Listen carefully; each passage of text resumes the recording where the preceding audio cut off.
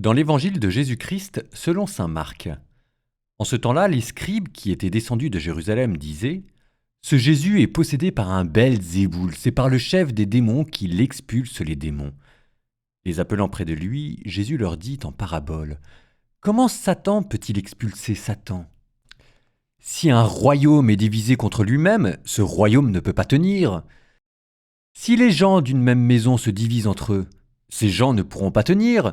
Et si Satan s'est dressé contre lui-même, s'il est divisé, il ne peut pas tenir. C'en est fini de lui.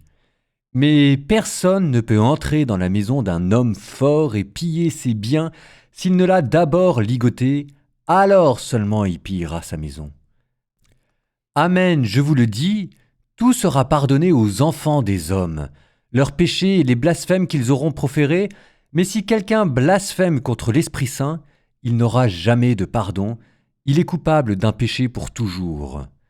Jésus parla ainsi parce qu'ils avaient dit « Il est possédé par un esprit impur ».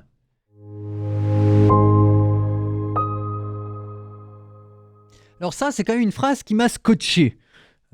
Dans ce qu'on appelle le lectionnaire, c'est-à-dire le livre où sont contenues les lectures, c'est ce que moi j'utilise pour trouver quelle lecture correspond à quel jour. Donc vous avez des petits passages qui sont sélectionnés. Et puis parfois, souvent, même enfin tout le temps d'ailleurs, on prend un verset que l'on met en exergue, et qui normalement est censé résumer l'évangile.